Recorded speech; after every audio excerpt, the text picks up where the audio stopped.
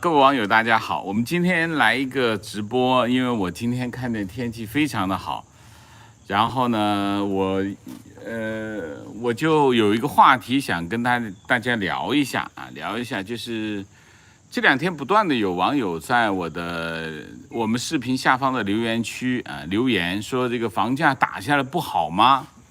当然，这个话题正好是在我们关于香港的这个议题上面所以我就讲一下这关于香港房价的问题，因为这里面涉及到我们怎么去理解一个经济体它的发展的过程。声音好不好？大家听不听得清楚？给我回应一下好吗？给我回应一下，看看声音怎么样？声音可以吗？我直接用这个苹果手机来那个什么来做这个直播。Max 在这里捣乱，非常讨厌啊。当然，今天我们这个直播有点突然，我不是想做一个正式的直播，想跟大家聊个天，就是关于房价这个问题就是关于香港特别是关于香港房价的问题。那之前我们说我们的题目叫这个灭霸响指到了香港香港要对付又是这个房地产。香港的高房价应该是地球上最高的了我在香港住了这么多年，一直是高房价高房价的原因是什么？高房价的原因有2个。第一个原因呢，就是香港的特点，自然环境香港是一个山非常的多，它的平原非常狭小，所以香港的这个土地供应就很少。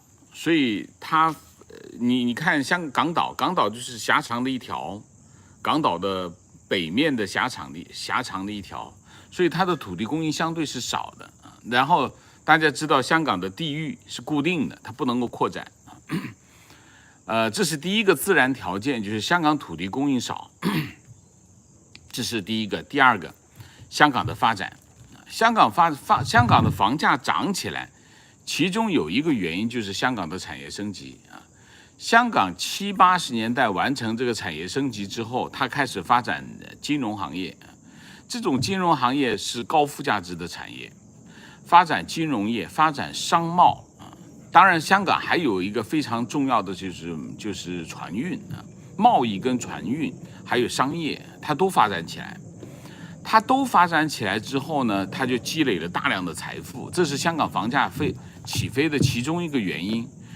香港房价起飞前提就是香港经济起飞香港经济起飞带动了香港房价的上升，所以香港后来房价越涨越高，其中有一个我们讲房屋的价值和什么有关？和财富有关，就香港积累了大量的财富然后这房价就涨起来。房价涨起来，政府就发现，当房价涨起来之后呢，它有一个资源可以运用，就是土地。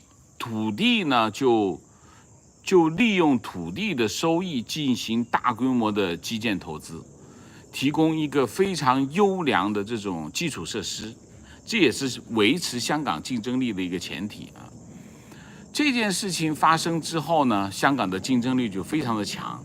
然后呢，政府还可以利用高房价带来的这个财政收入，将这个整体的税收压低，所以香港能够维持一个低税率，其中一个前提就是高房价，这是一个置换，这其实是一个置换然后所以呢，香港一直是持续一个高房价。当然，香港回归之后，房价不自然不正常。不正常的原因是什么？这几任特首呢有问题就是他们有一个很清晰的政治取向就是要么打压房价，要么呢就啥不干曾荫权有个最大的缺点就是懒政他啥都不干曾荫权基本上就是一个就是一个啥都不干的特首。他啥都不干的后果是什么？他啥都不干的后果就是土地供应不足，因为他没有整备土地，他没有去找地，结果导致现在的房价有一半的责任是谁的？是曾荫权的责任。曾荫权这4年下来就是惰政懒政，所以现在房价到了一个这样的水平啊。那么把房价打下来好不好呢？如果从民粹的角度来说啊，我们把房价打下来，大家都能买得起房子了，那么香港会不会更好？这是一个完全没有经济学常识的看法。为什么？香港高房价维持了一个这么长的时间，整个香港的经济和什么？整个香港经济和房地产深深的捆绑在一起。你不上来行吗？OK， 乖啊。深深的捆绑在一起，就是说，如果你把房地产打下来，意味着什么？和房地产有关的所有的产业都会崩溃，香港经济也会崩溃。香港经济是会崩溃的，没有别的后果。我们对比一下新加坡跟香港，新加坡房价也不低啊，新加坡房价也很高啊，但是新加坡跟香港最大的不同是什么？新加坡是一个独立的国家，那它要独立面对一个国家需要面对的所有的问题，比如从军队到外交等等，它要养一大堆的人，它有一大堆的这个国家的开支。国家政权开支，香港没有，香港没有军队啊，所以呢，新加坡的策略是什么？新加坡就是为了维持它的国民的公正性，它的策略是什么？它的策略叫公共房屋加上狭小的房地产市场。当然，香港也有公共房屋，香港的公共房屋也很大，香港公共房屋大概占市场的60%啊，60%。也就是说，香港其实60%的人是住在公共房屋里面，它保证社会的一个基本的公平性，维持一个社会的基本公平性。那么另外的40%是普通的市民，普通的市民可以通过40%的房地产市场获得他的财富，这是香港的特点。香港这么多年其实按照这个运作的发展。新加坡呢就更大，像新加坡我不记得比例，大概应该超过80%，就是说市场商业住宅应该不超过20%，在新加坡的房屋供应当中，所以他的意思就是房价你使劲涨没关系，反正这就是社会最精英的部分住的，就是商品住宅，大部分的普通的老百姓住在那里，大部分的普通老百姓住在祖屋里，香港是大部分的老百姓住在公屋里，公屋它中间还有一些过渡性的房屋，比如说嘉兴阶层啊，比如说中产啊等等，它按照不同的社会阶层配套不同的这种公营房屋啊，这个效果好不好？这个效果其实还是可以的啊，其实这个制度设计都是不错的啊，所以把香港房价打下去来解决香港的房价问题，这有点像什么？这有点像计划经济啊，非常的不明智，非常的愚蠢，非常的蛮横啊！这是一个对香港来说，如果你把香港房价打下去，意味着什么？意味着香港经济的崩溃啊！没有其他的结果，一定是这样啊！只不过呢，我们要看到这个结果需要一点时间。所以我今天来测试一下，就是我们在院子里直播，第一个这个网络行不行？第二个环境行不行？第三个就是这个我们大家能不能够接受这种方式啊？所以测试，我看看10分钟可以吗？大家有什么要问的问题？我看看大家有什么要问的问题。人人有房住，我是觉得，我是觉得两个，第一个就是房屋问题不能用房价解决啊，房屋问题要用什么解决？房屋问题要用，我觉得其实以前无论是香港模式还是新加坡模式啊，这两个模式都有可取之处啊。新加坡的模式呢，就是公营房屋占的份额非常大啊，非常大，基本上政府控制啊。那么香港的模式就是开发商控制，但是开发商有一个问题，就是开发商会囤地啊，寻求利益最大化。香港政府当然香港政府控制土地的供应的数量是维持高房价的其中一个条件啊。其实香港要是要把房价打下去非常简单，就是把土地供应增加起来。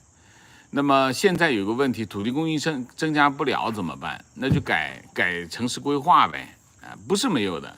香港有世界上规模最大的，就是在一个城市当中，就香港有规模最大的这个郊野公园，郊野公园在香港是不能碰的啊，郊野公园不能碰。如果你把这个郊野公园的这个城市规划给它改了，香港有大把土地，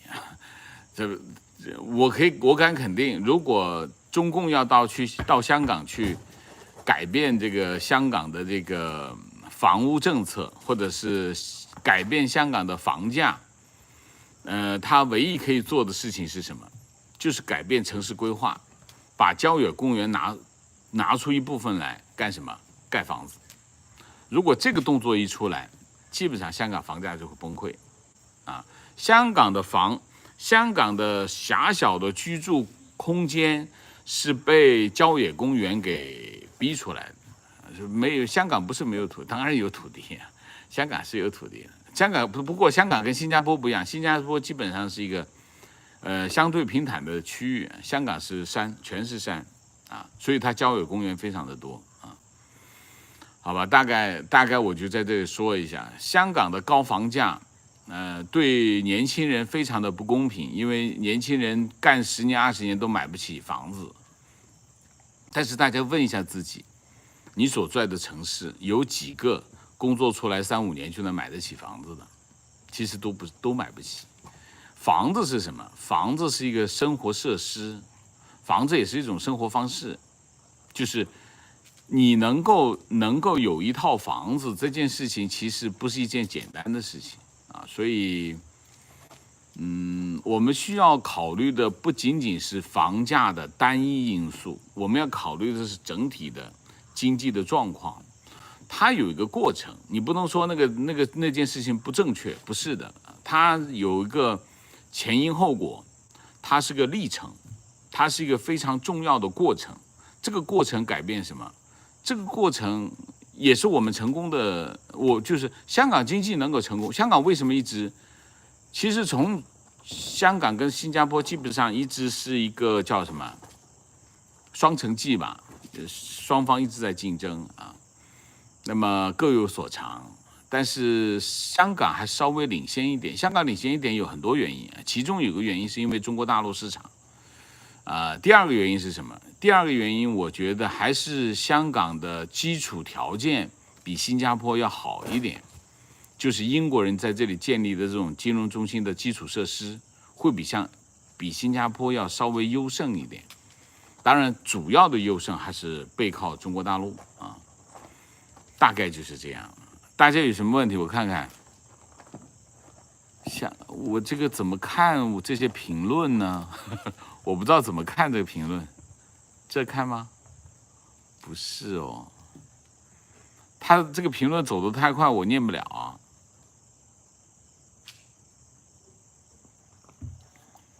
好吧，我大概就说一下这个关于房价的问题。如果大家认为只有把房价打下来，能解决住房问题，我可以明确的告诉大家，如果把房价打下来，大家都买不起，更买不起房。为什么？因为你没有收入了，收入也没有了啊，好吗？我看看大家怎么是白天？OK， 我看看，我讲拿香港跟新加坡比，还是应该是，我们就比2000年左右吧。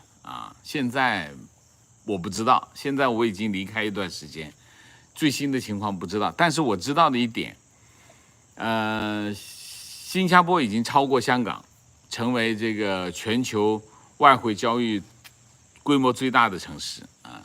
那么几十年新加坡都不如香港，那现在新加坡终于超过香港了啊！这是中共在香港做出的最重要的成绩啊，好吧？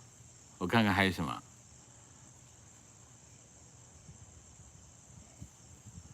香港一直以来就是世界上生活成本最高的城市，一直以来啊。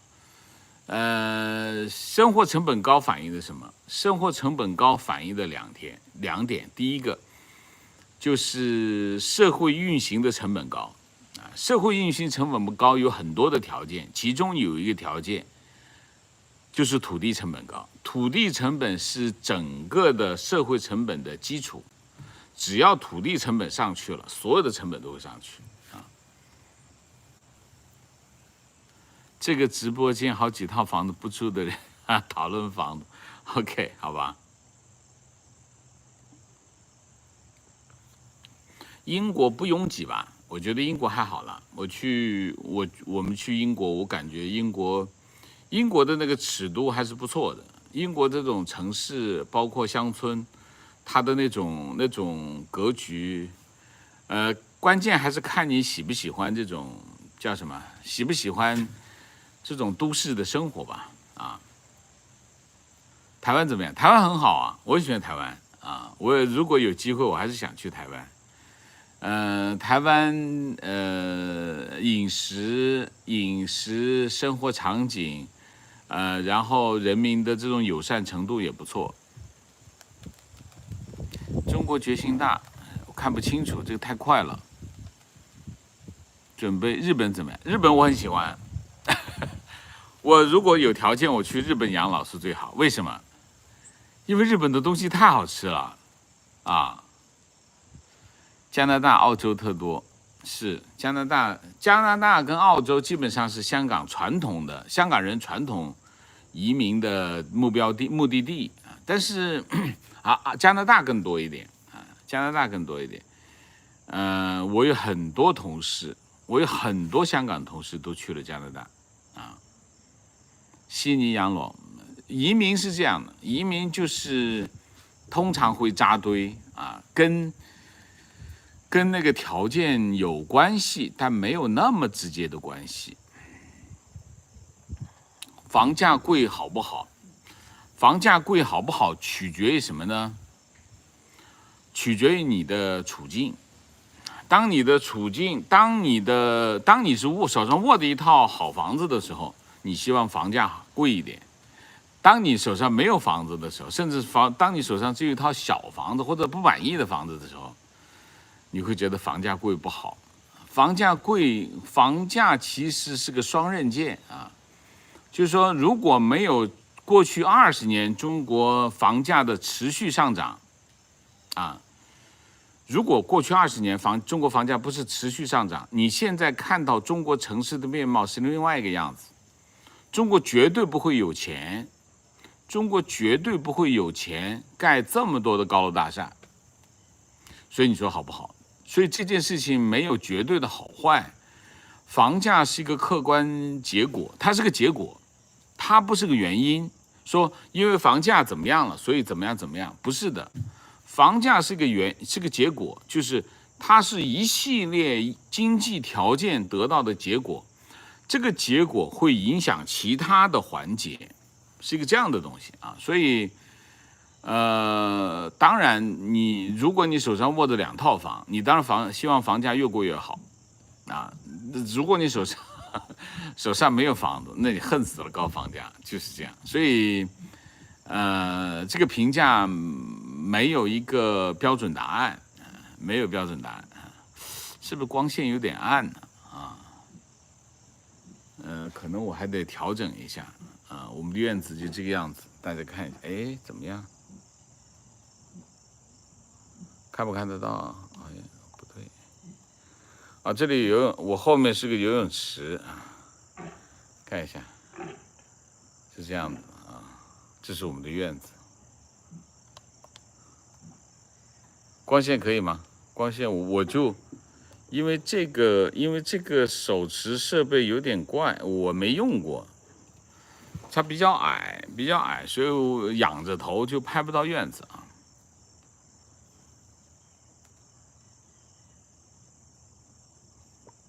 恒大到今天当然不是因为市场的原因恒大到今天，恒大今天的结果有2个原因或者有3个原因。第一个3个原因嘛，我们说3个原因。第一个原因，恒大自身的这种激进的策略恒大基本上中国房地产市场当中，这个开发商当中它最激进那么这么激进的策略呢，它风险是最大的，或者说我们翻过来讲，它这种超激进的策略呢，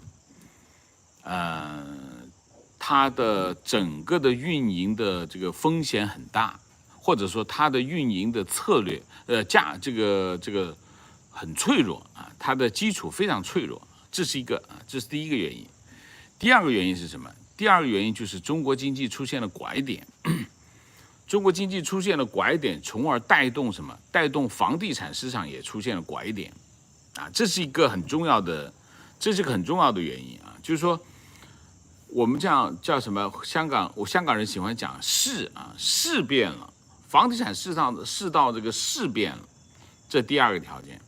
第3个条件，政府突然一下收紧银根，收紧银根不仅仅是收紧整个的市场的银根，而且收紧针对开发商的银根，这3个条件全部聚集到恒大身上，恒大才会有今天恒大出现现在这个局面，3个条件碰到一起来就发生了大概是这样。我们全面一点的讲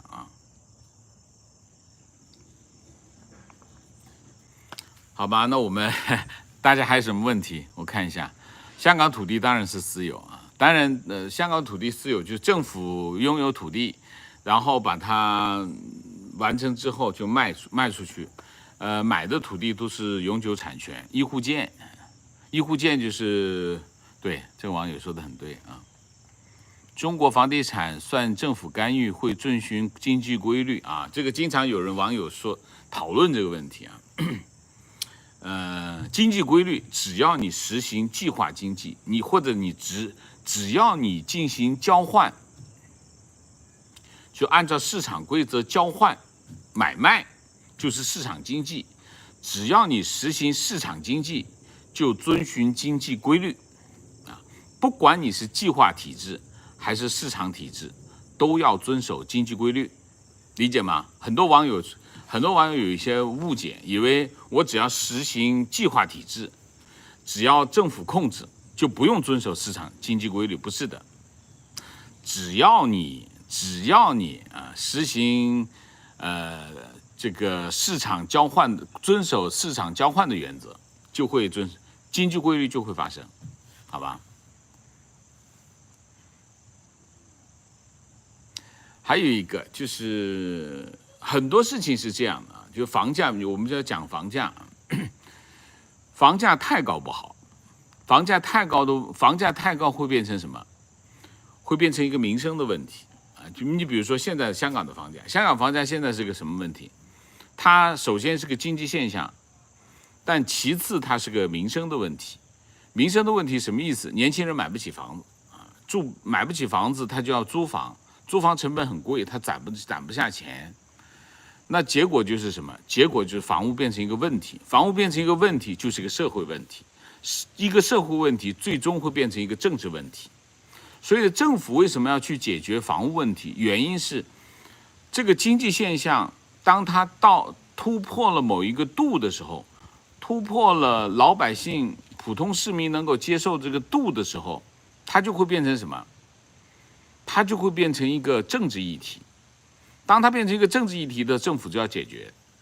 政府解决，它要一个比较明白事理的政府，它解决这个问题呢，它需要考虑更全面的领域，它不能只盯着房价这件事情。所以稳妥的处理房价问题才是解决问题的最好的方式啊！所以我们不能够只讲单一的条件，只讲单一的条件，那就是什么？那就是共产党的简单粗暴嘛！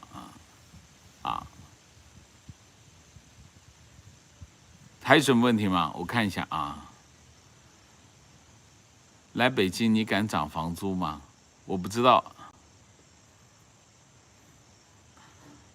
香港高房价直接的原因是什么？就是政府土地供应太少，没有别的。就是我们简单的说吧，就是面粉的价格决定了面包的价格啊。如果你不解决面粉的价格，面粉的价格由什么决定？由面粉厂的供应决定。所以政府土地供应能不能解决？解决土地供应的问题，才是解决房屋供应的问题。房屋供应的问题解决，才是解决房价的问题啊！这是因果关系，这是逻辑链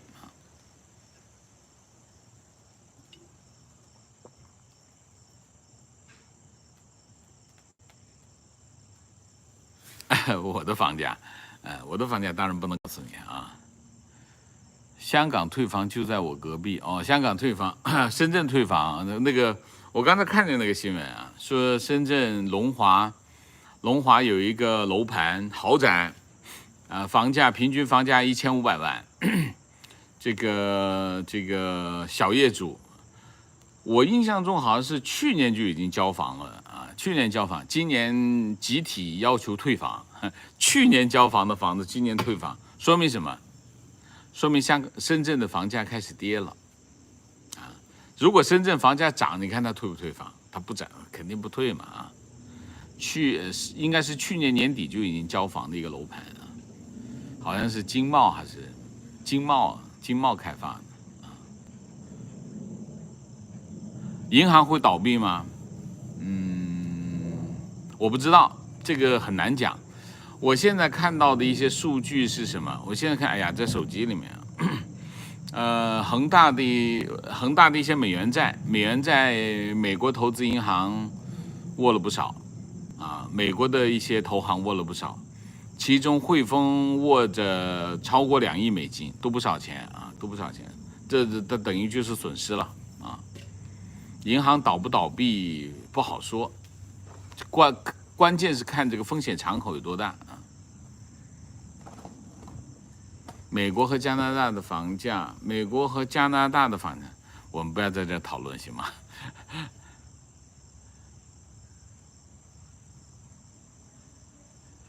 央行释放900亿流动性有季节性的因素啊，季节性因素大概占500亿啊。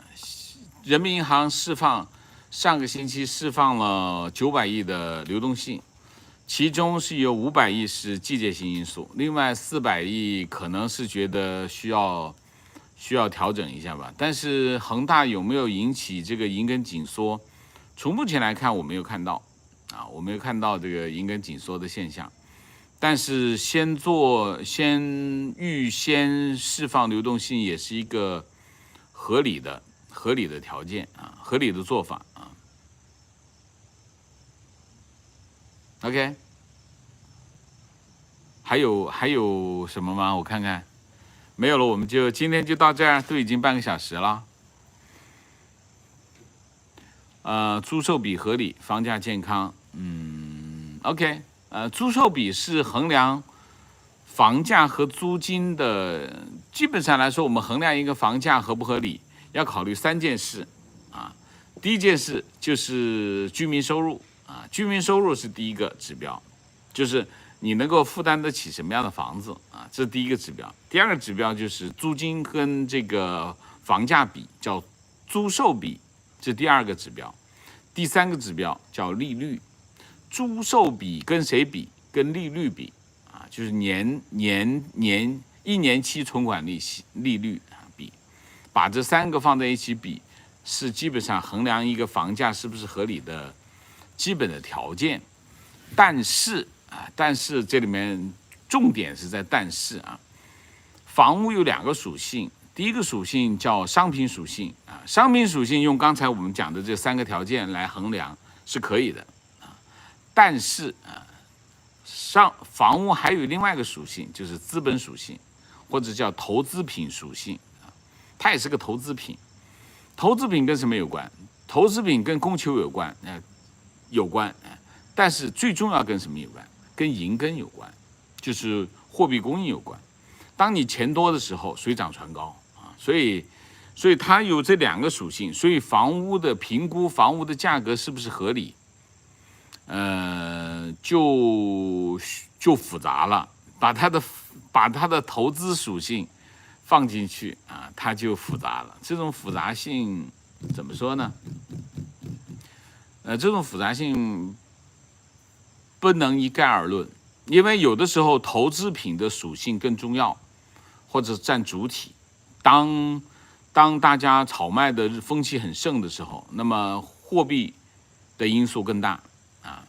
那当炒卖的风气没那么盛的时候呢，它的商品属性就更大啊。所以这个不可一概而论啊。我们讲经济，主要是用来解释经济现象，让我们明白为什么出现一个这样的情况。我们明白这个经济现象的原因，我们才能够理解我们该做什么样的决定啊，不是做预测。预测是另外一个行业，预测很困难的，预测是非常困难的事情。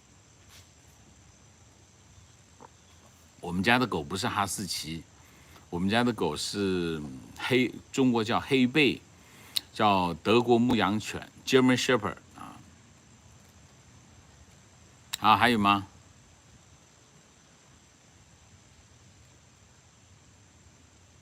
南京上海路萧条 ，OK。成都房产不讲，我讲不了，没有专门研究这个。好了，那我们今天的节目就到这里，感谢大家的参与。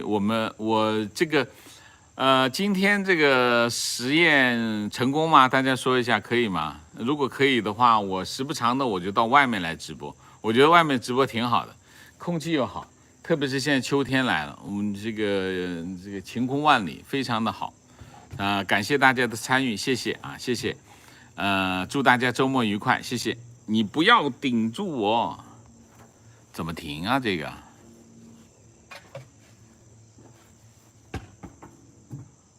这是这么关。